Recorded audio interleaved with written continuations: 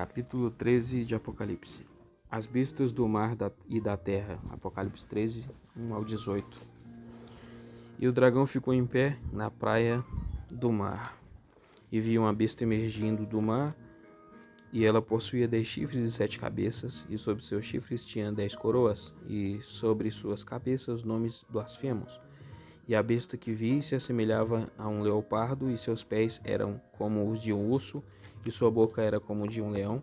E o dragão deu à besta seu poder e seu trono e grande autoridade. E uma das cabeças da besta era como se fosse mortalmente ferida, e a ferida mortal foi curada. E toda a terra se maravilhou seguindo a besta, e adoraram o dragão, pois deu autoridade à besta, e adoraram a besta, perguntando: quem é semelhante à besta, e quem é capaz de fazer guerra contra ela? E à besta foi dada uma boca para falar grandes coisas e palavras de blasfêmia, e lhe foi dada autoridade para agir assim por 42 meses. E abriu sua boca em blasfêmias contra Deus, para blasfemar seu nome e seu tabernáculo e os que habitam no céu. E lhe foi dado o poder para fazer guerra contra os santos e para os vencer. E lhe foi dada autoridade sobre toda tribo, povo, língua e nação, e todos os viventes sobre a terra adorarão a besta, todos cujo nome não foi escrito no livro da vida do Cordeiro que foi morto desde a fundação do mundo. Se alguém tem ouvidos, que ouça. Se alguém vai para o cativeiro vai. Se alguém for morto à espada, a espada será morto. Aqui está a perseverança e a fé dos santos. E vi outra besta emergindo da terra, e tinha 2 chifres, como um cordeiro, porém falava como um dragão. E ela exercia a autoridade da primeira besta em sua presença, e faz com que a terra e os que nela habitam adorem a primeira besta, cuja ferida mortal foi curada. E ela realiza grandes sinais, de modo que até faz descer fogo do céu à terra diante do povo. E ela engana os habitantes da terra por causa desses sinais que lhe foi dado realizar na presença da besta. Ela diz aos habitantes da terra que fizessem uma imagem em honra da besta, que recebeu ferimentos à espada e sobreviveu. E lhe foi dado poder para comunicar fôlego à imagem da besta, de modo que a imagem da besta podia falar e fazer com que fossem mortos tantos quantos se recusassem a adorar a imagem da besta. E ela faz que todos, pequenos, grandes, ricos e pobres, livres e escravos, recebam uma marca em sua mão direita ou em sua fronte. E ninguém podia comprar nem vender, exceto aquele que tinha a marca, isso é, o nome da besta ou o número de seu nome. Aqui há sabedoria. Aquele que tem mente, calcule o número da besta, é o número de um homem, e seu número é 666. Letra B, a besta do mar, 3 do 1 ao 10. A conexão entre o capítulo 12 e este é evidente à luz da palavra dragão. Satanás, manifestando-se como dragão, domina o cenário em ambos os capítulos. Em capítulo 12, ele persegue a igreja, e no outro, capítulo 13, estão em pauta seus cooperadores. A besta que emerge do mar como o anticristo revela a força bruta, e a besta que emerge da terra se manifesta como um falso profeta que exibe o poder da fraude. Em suma, o capítulo 13 é uma explicação do capítulo anterior. Este capítulo descreve os desígnios de Satanás de deflagrar guerra contra o povo de Deus. Através da besta como o anticristo, ele literalmente deseja tomar o posto de Cristo. Isso se torna evidente em suas reiteradas tentativas de assumir a aparência de Cristo. Aqui estão 7 exemplos indicados na paródia satânica. O dragão deu à besta seu poder, seu trono e grande autoridade. Verso 2. E uma das cabeças da besta parecia ter sofrido um ferimento mortal, porém o ferimento mortal foi curado. E toda a terra se maravilhou seguindo a besta, e adoraram o dragão, e lhe foi dada autoridade sobre toda tribo, povo, língua e nação. E vi outra besta emergindo da terra, e tinha 2 chifres como os de um cordeiro, e falava como um dragão. Ela fez com que a terra e os que nela habitam adorem a primeira besta, cuja ferida mortal foi curada. E ordenou os habitantes da terra que fizessem uma imagem em honra da besta, que tinha sido ferida pela espada e sobreviveu. Este é também um capítulo acerca dos seguidores de Satanás. Note a repetição: eles adoram a besta. versículo 4, 8, 12 e 15. São representantes do mundo inteiro, versículos 3, 7, 8, 14 e 16, e tem uma marca e número distintivos, versículos 16 e 18. Os santos, contudo, têm seus nomes escritos no livro da vida e pertencem ao Cordeiro, versículos 8 e 10. A descrição, 3 do 1 ao 4. E o dragão ficou em pé na praia do mar, e viu uma besta emergindo do mar, e ela possuía 10 chifres e 7 cabeças, e sobre seus chifres tinha 10 coroas, e sobre suas cabeças nomes blasfemos. Letra A, variante textual. E o dragão ficou em pé na praia do mar. A redação na primeira linha é e ele, o dragão, ficou em pé, ou eu, João, fiquei em pé. No grego, a diferença é apenas numa letra, estati ou estatem, respectivamente. A letra extra, N, poderia ter aparecido em função do cochilo de um escriba ou por querer acomodar-se ao verbo vir. Naturalmente, o reverso poderia também ser o caso, e saber que o sujeito no versículo imediatamente anterior seja o dragão. Além disso, os melhores manuscritos gregos trazem a redação ele ficou em pé. Se adotarmos a redação eu fiquei em pé, este é o único lugar no Apocalipse onde João muda sua posição física sem ter recebido a instrução para agir assim. Por esta razão, prefiro a redação ele ficou em pé. Não obstante, o problema ainda permanece se a primeira linha deste versículo seria para o último texto do capítulo anterior ou deve ser combinado com o primeiro versículo deste capítulo. Escolhi a segunda opção, crendo que o dragão é e permanece sendo o sujeito de ambos os capítulos. Sugiro, pois, que a linha em questão fique sozinha como um tópico à primeira parte do capítulo 13. B. Interpretação. Se o dragão ficou em pé na praia arenosa do mar, como interpretamos a palavra mar?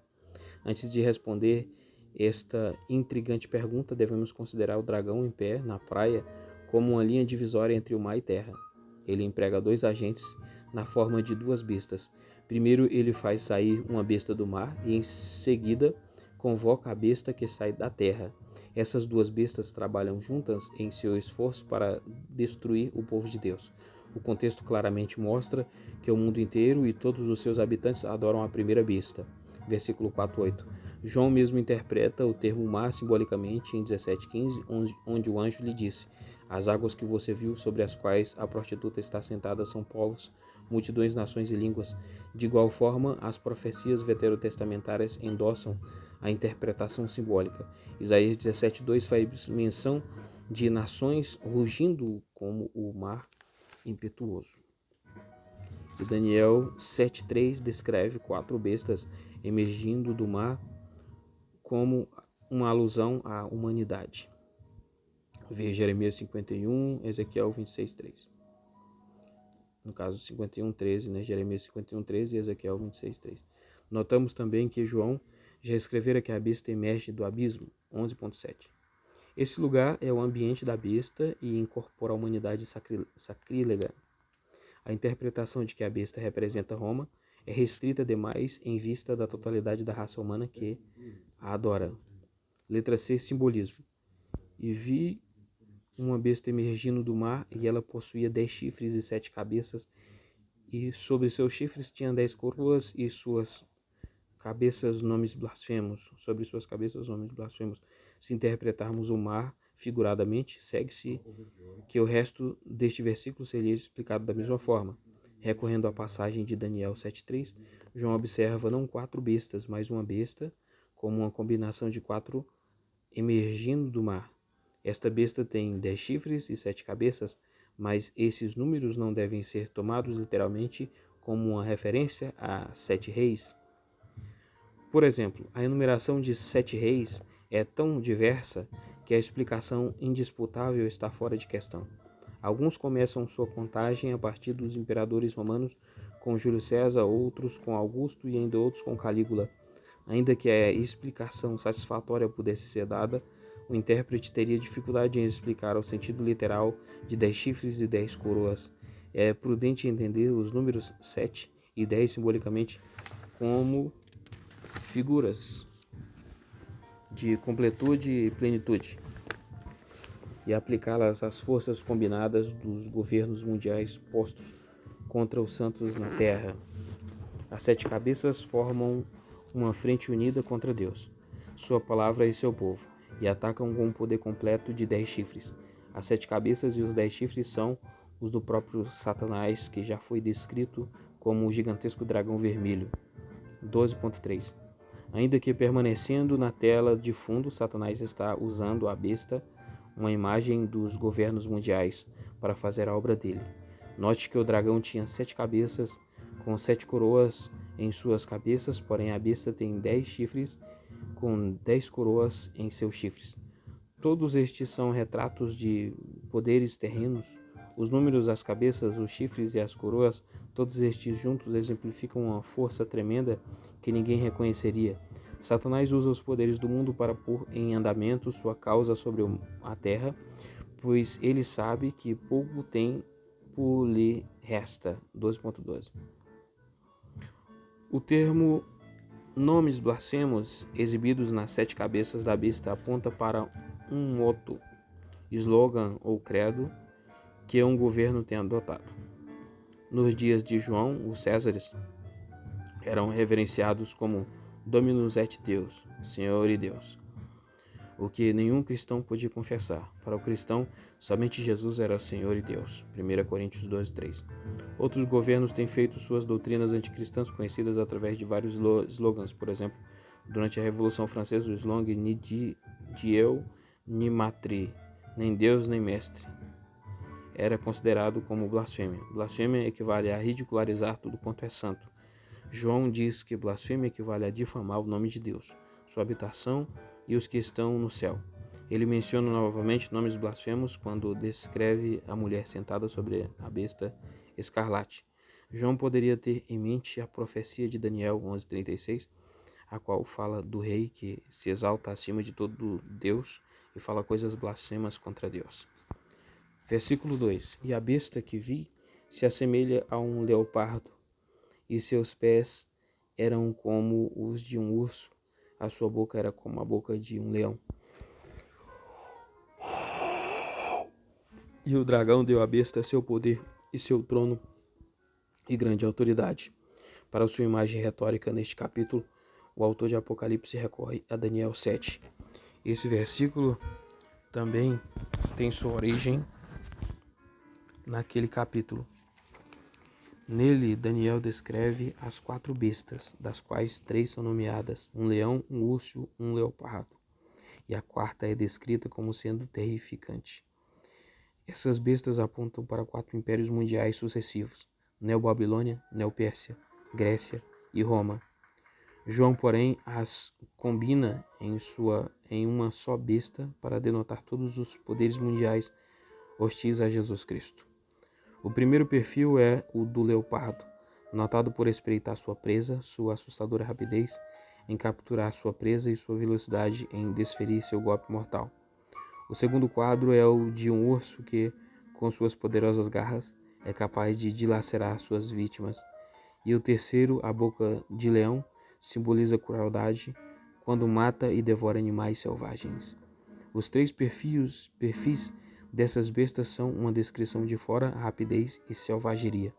O objetivo desses perfis é mostrar que o dragão, isto é, Satanás, pessoalmente está por detrás da besta que emerge do mar. João escreve: o dragão comunicou à besta seu poder, seu trono e grande autoridade. O uso da expressão dragão neste capítulo corrobora sua estreita relação com o capítulo anterior, isto é, Satanás está capacitando o anticristo para assumir o lugar que pertence a Deus e a seu Cristo. Ele é o iníquo que se assenta no templo de Deus e se proclama como sendo Deus. Ele recebe o poder de Satanás para ter condição de realizar todo o gênero de milagres, sinais e prodígios fraudulentos. 2 Tessalonicenses 2:6-9. Além disso, Satanás deu à besta seu trono, o que não se limita a algum local permanente na terra. Por exemplo, Jesus disse à igreja de Pérgamo que o trono de Satanás se localizava ali. Lemos também que o anjo derramou a 4ª taça da ira de Deus sobre o trono da besta, e com isso o reino de Satanás é lançado em densas trevas. 16:10. Por último, Satanás deu à besta grande autoridade, o que significa que ele lhe otorgou autoridade sobre todos os reinos deste mundo. Comparar Lucas 4:6. Através da besta, Satanás governa este mundo como sua cabeça titular. Jesus reconhece que o diabo é o príncipe deste mundo. 3a. E uma das cabeças da besta era como se fosse mortalmente ferida, e a ferida mortal foi curada. Não se menciona o agente que infligiu a ferida mortal, mas as escrituras relatam como Deus pronunciou maldição sobre a serpente no jardim do Éden, e por esse meio a semente da mulher esmagaria sua cabeça. Gênesis 3:15. João relata que a ferida foi causada pela espada, o que é indicativo de uma batalha que ocorrera. Essa batalha espiritual aconteceu quando Jesus morreu na cruz e ressuscitou dos mortos, e assim ele derrotou Satanás. Ainda que a ferida de Satanás fosse fatal, ela foi curada. Com esta descrição de Satanás, João delineia uma paródia da morte e ressurreição de Jesus, cuja posição a besta quer usurpar. Muitos estudiosos entendem a cabeça fatalmente ferida como sendo o primeiro dos 7 imperadores romanos, possivelmente Nero. Comparar 17, 9, 10. A cura da ferida mortal, então, se referiria à lenda de Nero redivivos recobrando a vida. Essa interpretação, porém, enfrenta objeções. Primeiro, porque João faria alusão a uma lenda dentro de um capítulo saturado de simbolismo. Se neste capítulo interpretarmos o número 7 como literalmente se referindo a 7 reis, que interpretação daríamos ao número 10?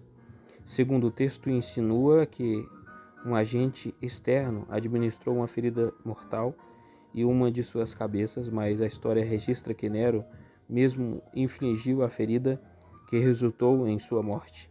Terceiro, como supramencionei, os paralelos entre Cristo e a besta são numerosos neste capítulo. Isso significa que o autor não está interessado em identificar uma das cabeças da besta com um imperador romano específico ou ainda com um império. João identifica a besta com o oponente de Deus, o próprio Satanás. Seu propósito em todo o Apocalipse é exibir contraste. Aqui está o contraste do cordeiro que foi morto. 5, 6,9. E a besta que tem uma cabeça que foi mortalmente ferida. A ênfase não está na cabeça que foi ferida e curada. Em vez disso, João afirma que a besta foi ferida e reviveu. Versos 12 e 14. O mundo de incredulidade adorou não a cabeça que foi morta e curada, mas a besta que estava viva e passava bem. 3b. E toda a terra se maravilhou seguindo a besta, e adoraram o dragão, pois deu autoridade à besta, e adoraram a besta, perguntando: quem é semelhante à besta e quem é capaz de fazer guerra contra ela? Não apenas alguns indivíduos, os crentes, estão excluídos, mas o mundo inteiro, composto de incrédulos, se maravilhou e adorou a besta. Esta interpretou a endossada em 17:8, onde João comenta: e os habitantes da terra ficarão perplexos, aqueles cujos nomes não estão escritos no livro da vida desde a fundação da terra.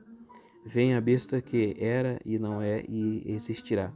Entretanto, cada passagem deve ser revista em seu próprio contexto, pois as duas relatam o mesmo evento. O mundo adora o dragão, isto é evidente nas pessoas que creem na mentira e não na verdade. Defendem a morte de inocentes em vez da santidade de vida e praticam a imoralidade em vez de lutar pela vida moral e retidão de vida.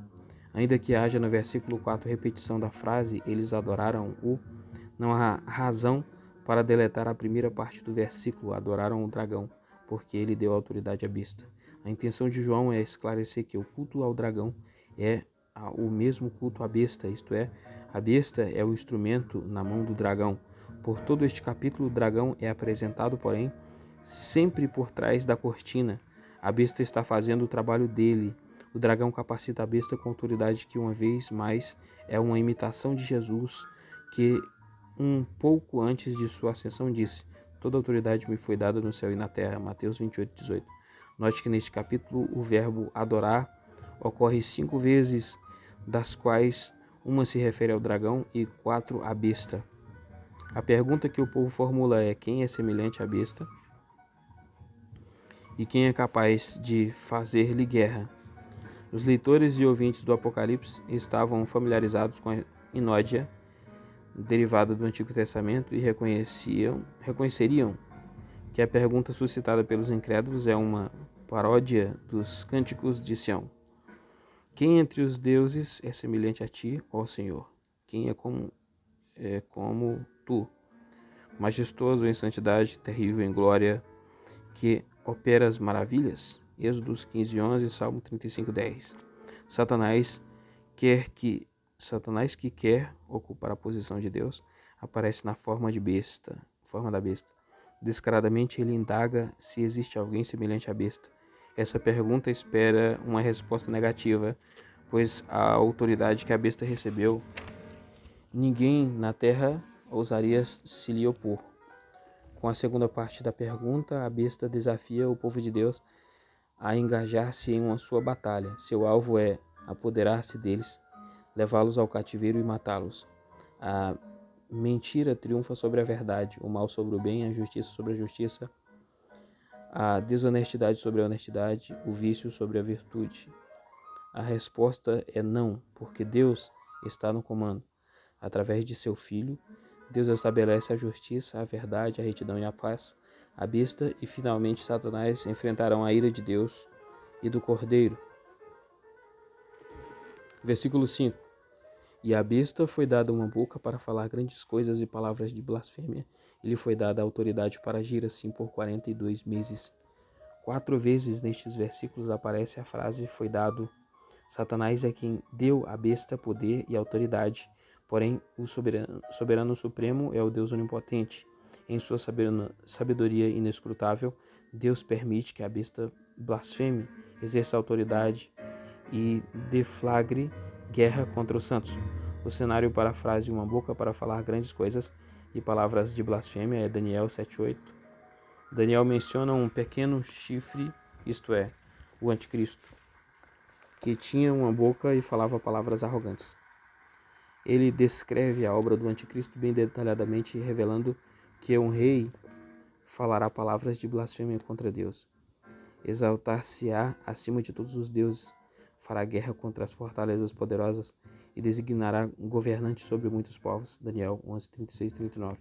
Arrogante com poder e autoridade, a besta usa meios modernos de comunicação para difundir a mentira, subverter a justiça, ensinar falsas doutrinas e ultrajar o nome de Deus e seu Cristo. Ela acredita estar no pleno controle, contudo, sabe que não tem condição de subverter o povo de Deus, que não passa de um irresponsável diante de Deus e que seu tempo está expirando. Deus lhe concede o total de 42 meses para governar sobre a face desta terra. 42 meses ou 3 anos e meio equivalem a 1260 dias. Estas referências apareceram em 2 capítulos precedentes, onde João notou que os gentios pisoteariam a cidade santa por 42 meses e as 2 testemunhas profetizaram por 1260 dias. E relatou que a mulher, a igreja, receberia cuidados da parte de Deus no deserto por 1260 dias ou tempos e metade de tempo, isto é, 3 anos e meio. Essas referências significam todo o período durante o qual o evangelho é proclamado, desde o tempo da primeira vinda de Jesus até o seu prometido regresso. Neste período, Satanás, através das blasfêmias da besta contra o nome de Deus, interdita a pregação de sua palavra e tenta destruir a igreja. Versículo 6. E abriu sua boca em blasfêmias contra Deus, para blasfemar seu nome, seu tabernáculo e os que habitam no céu. As palavras abriu sua boca refletem um idiomatismo aramaico. Somos lembrados do idiomatismo do escritor do Evangelho. Ele abriu sua boca e disse, Mateus 5:2, que significa simplesmente ele disse assim. Aqui o significado é que a besta falou palavras de blasfêmias contra Deus. Seu único propósito na existência está em oposição a Deus e a si, seu Cristo. Ela quer ocupar a posição de Deus e assim fala constantemente com seu nome, sua habitação e seu povo. Examinemos sucessivamente esses 3 tópicos. Letra A. Seu nome. Os nomes de Deus equivalem à revelação de Deus, pois o Onipotente faz conhecido a nós através de seus nomes. A besta nega que Deus e seu filho tenham algo a dizer ao mundo no qual Satanás exerce a função de príncipe. Assim, no reino de Satanás, a palavra escrita de Deus não pode ser lida, ouvida e nem distribuída. Os mandamentos de Deus não podem ser observados como normas de vida na sociedade, e o nome de Deus deve ser confinado, na melhor das hipóteses, a um culto privado e, sob circunstância alguma, pode entrar nas numerosas esferas da vida. A besta ensina que tudo no mundo veio à existência pelo poder humano e serve para glorificar os empreendimentos humanos. Letra B. Sua habitação. A seleção de palavras é interessante, pois a tradução literal é tenda, isto é, tabernáculo. A palavra aparece somente 3 vezes no Apocalipse e se refere à habitação de Deus no meio de seu povo. A imagem do tabernáculo veterotestamentário no deserto vem à mente quando uma nuvem cobriu essa tenda e a glória de Deus a encheu. É o tabernáculo, está Êxodo 40, 34, 35. É o tabernáculo com seus 2 compartimentos, o lugar santo e o santo dos santos. Levíticos 16, 2, Hebreus 9, 12, 10, 19.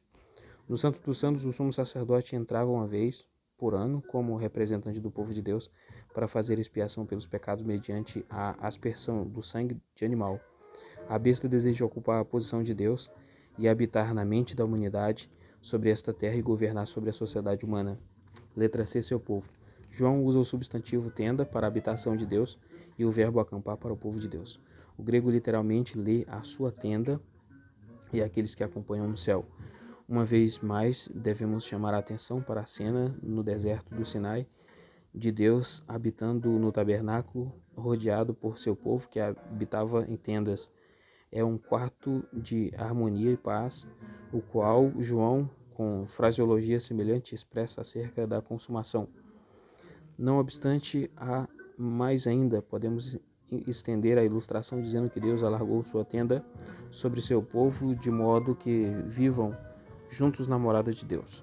As palavras em itálico na frase "os que habitam no céu" nos lembra que os blasfemos na terra não se receiam de difamar os seres celestiais.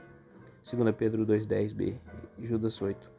A besta blasfema o povo de Deus, cuja cidadania é celestial, Filipenses 3,20.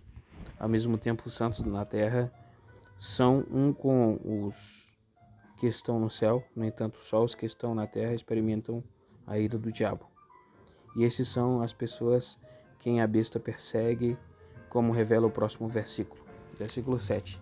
Lhe foi dado poder para fazer guerra contra os santos e para vencer, e lhe foi dada autoridade sobre toda tribo, povo, língua e nação. A primeira parte do texto é uma repetição de 11:7. A besta que emerge do abismo fará guerra contra eles e os vencerá e os matará. É também linguagem emprestada de Daniel 7:21, enquanto eu velava, esse chifre deflagrava guerra contra os santos e os derrotava. A incongruência dessa guerra é que aquele que vence é derrotado, e os que são derrotados por ele são finalmente designados como vencedores. Os santos, de fato, são mais que vencedores em Cristo Jesus.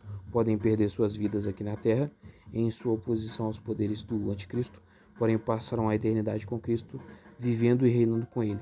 Sobre os santos afirma-se que já venceram o anticristo pelo sangue do Cordeiro e pela palavra de seu testemunho, porque não amaram suas vidas, mesmo em face da morte. 12:11.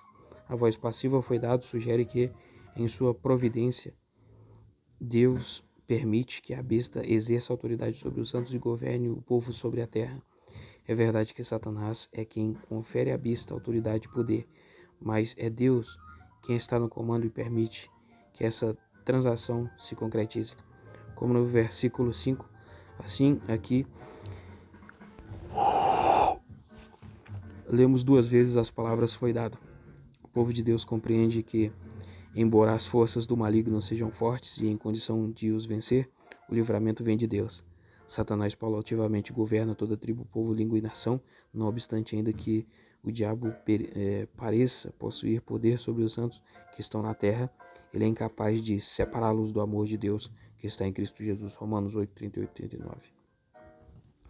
Jesus disse a seus seguidores que ninguém pode arrebatá-los da mão do Pai. João 10, 28. Uma vez mais, vemos a besta como o anticristo procurando usurpar a posição de Cristo. O Filho do Homem recebeu autoridade e todos os povos, nações e homens de todas as línguas o adoraram. Daniel 7,14. Ao anticristo foi dada autoridade sobre toda tribo, povo, língua e nação e adoraram a besta. Deus é aquele que designa a autoridade a Cristo e ao anticristo respectivamente, com a distinção de que o Cristo é vitorioso sobre a besta. Versículo 8. E todos os viventes sobre a terra adoraram a besta, todos os cujo nome não foi escrito no livro da vida do Cordeiro que foi morto.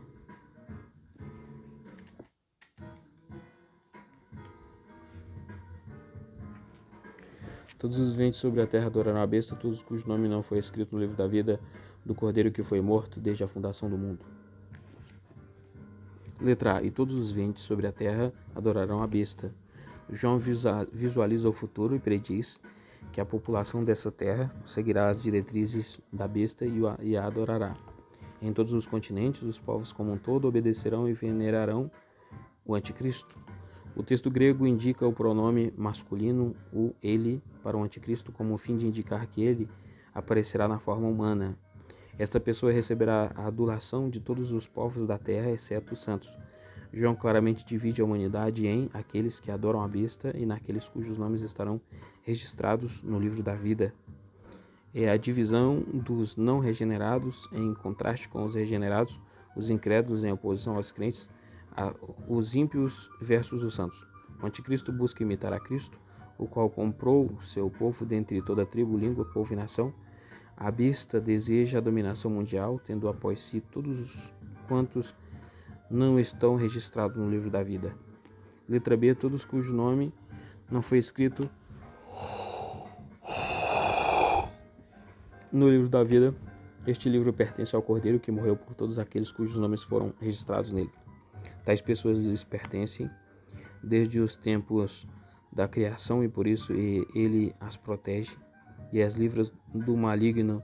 Ele tem comunicado a solene certeza de que jamais apagará seus nomes deste livro.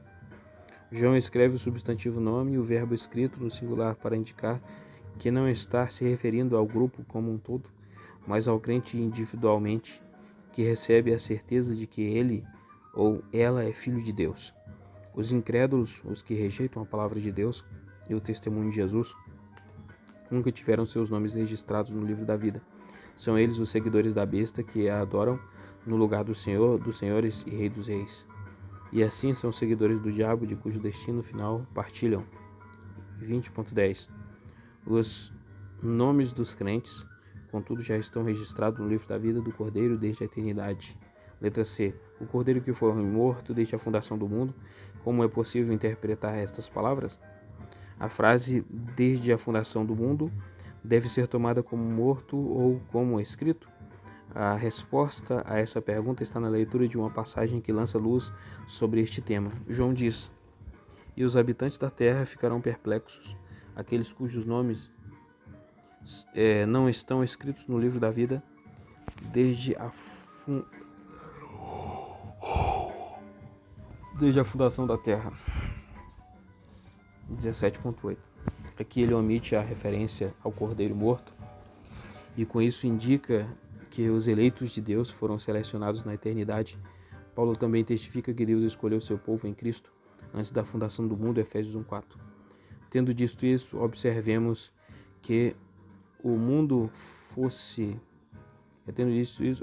que Deus escolheu Cristo para a tarefa de redimir seu povo antes que o mundo fosse criado, 1 Pedro 1:20. E essa tarefa implica que, eventualmente, ele seria morto no tempo que Deus lhe designou. Em proporção à evidência que João fornece em 17:8, é notável, pois ali ele conecta a frase desde a fundação do mundo com escritos. É possível que surja a objeção de que a frase está muito distante do verbo em questão. Tal objeção poderia ser válida, não obstante, o fato permanece, a saber, nos escritos de João, esse fenômeno ocorre sempre que ele deseja qualificar um substantivo com mais detalhe. Ele explica a frase, o livro da vida, com os modificadores do Cordeiro que foi morto. Em suma, o livro da vida com todos os nomes do povo de Deus, pertence ao Cordeiro de Deus que foi morto. Eis aqui uma palavra de conforto para os santos na terra que experimentam os violentos ataques do maligno. Seus nomes estão registrados no livro da vida, e o Cordeiro que foi morto em seu lugar os comprou para que vivam com ele para toda a eternidade.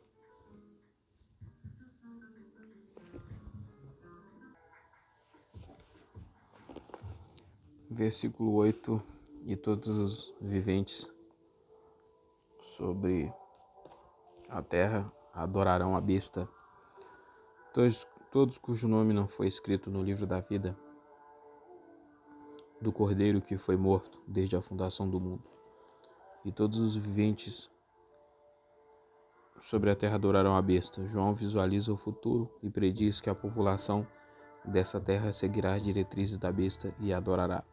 Em todos os continentes, os povos como um todo obedecerão e venerarão o anticristo. O texto grego indica o pronome masculino, o ele, para o anticristo, com o fim de indicar que ele aparecerá na forma humana.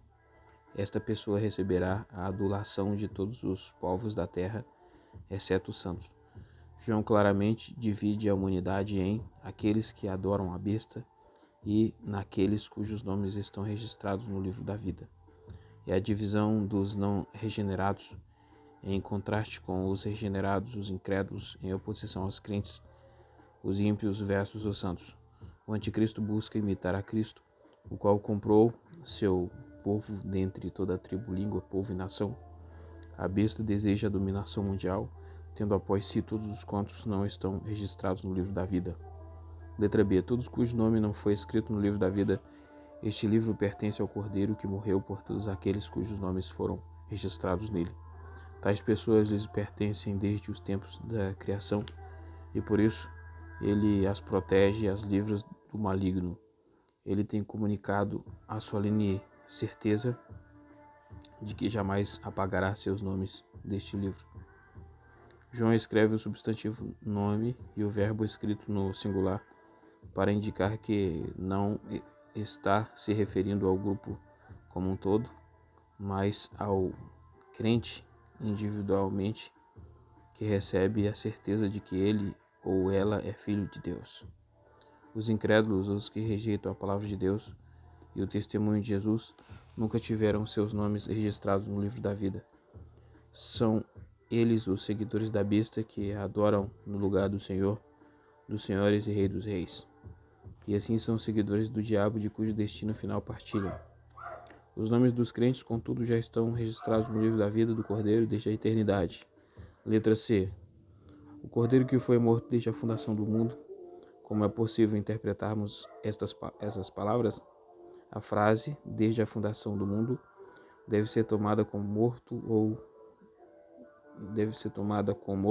com escrito.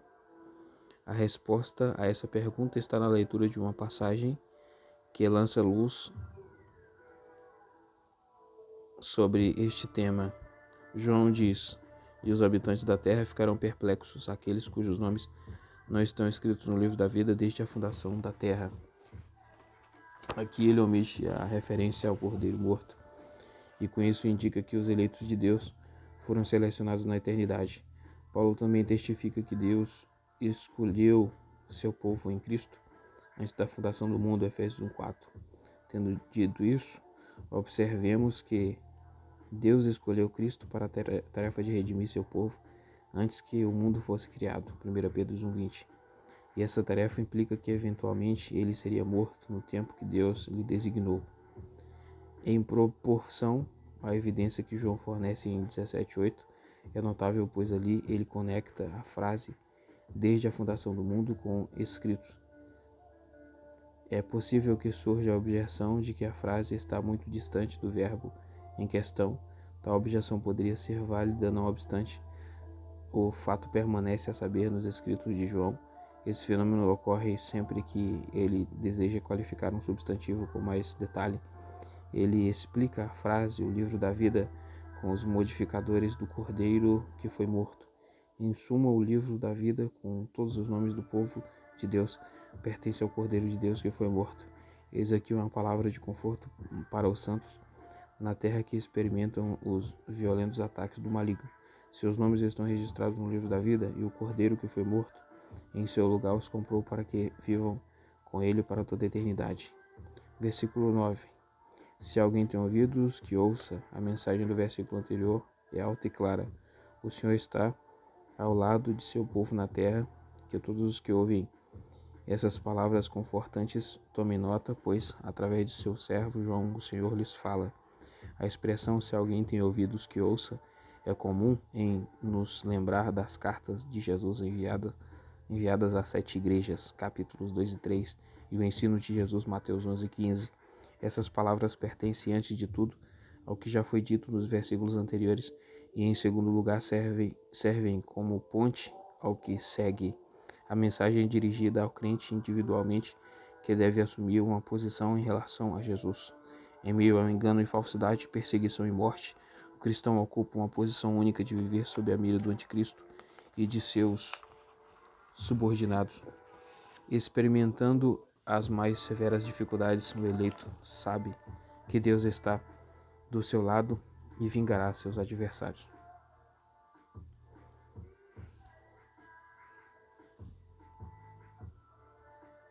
Versículo 10. Se alguém vai para o cativeiro vai. Se alguém for morto à espada será morto. Aqui está a perseverança e a fé dos santos. As primeiras duas linhas são livremente tomadas da profecia de Jeremias. Deus disse através do profeta: os destinados à morte, para a morte; os destinados à espada, para a espada; os destinados à inanição, para a inanição; os destinados ao cativeiro, para o cativeiro. Jeremias 15:2, vê também 43:11. Jeremias escreveu esta passagem para o povo ímpio de Jerusalém e de Judá, que não mais podia contar com o socorro e livramento divinos. Deus não mais ouviria as intercessões em prol de seu povo pecaminoso, mas estava para puni-los com a morte, com a espada, com a fome, com o exílio. À guisa de contraste, João fala aos cristãos sofredores que estão experimentando os tormentos das prisões e a perda da vida. Ele escreve para encorajar os santos em seu sofrimento em prol do Senhor. É difícil interpretar as expressões por causa das variantes. A primeira linha tem redação variante. Se você leva um cristão para o cativeiro, você mesmo irá para o cativeiro, o que cumpriria a lei de retribuição. Mas há uma regra fundamental que determina a redação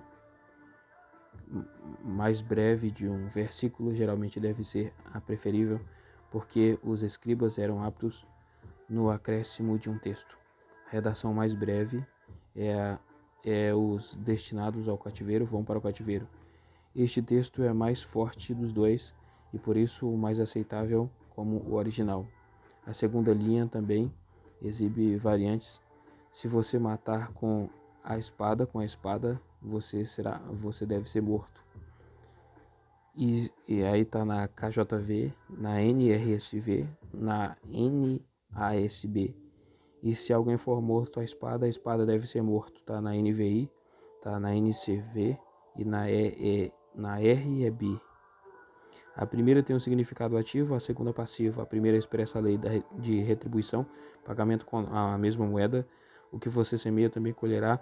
Jesus disse a Pedro no jardim do Getsêmani: todos os que empunham a espada morrerão. Mateus 26:52. Em outros termos, não se engane em resistência ativa, tentando defender-se contra as investidas do inimigo. Muitos comentaristas endossam essa redação. A segunda variante requer paciente e perseverança e se harmoniza com a primeira linha de alusão veterotestamentária. Os sujeitos em ambas as linhas são os cristãos que sofrem perda da liberdade e perda da vida. Essas duas linhas expressam que os cristãos experimentam dificuldades quando o diabo desencadeia sua fúria contra eles. As linhas não são dirigidas aos capangas de Satanás que enfrentam a retribuição divina. Em vez disso, o Senhor fala aos santos e os exorta a suportarem as dificuldades e exercerem sua confiança nele. Os cristãos, porém, têm de fato sofrido passivamente sem se defenderem. Se esse é o caso, parece que o maligno teria a liberdade de aniquilar todos os seguidores de Cristo.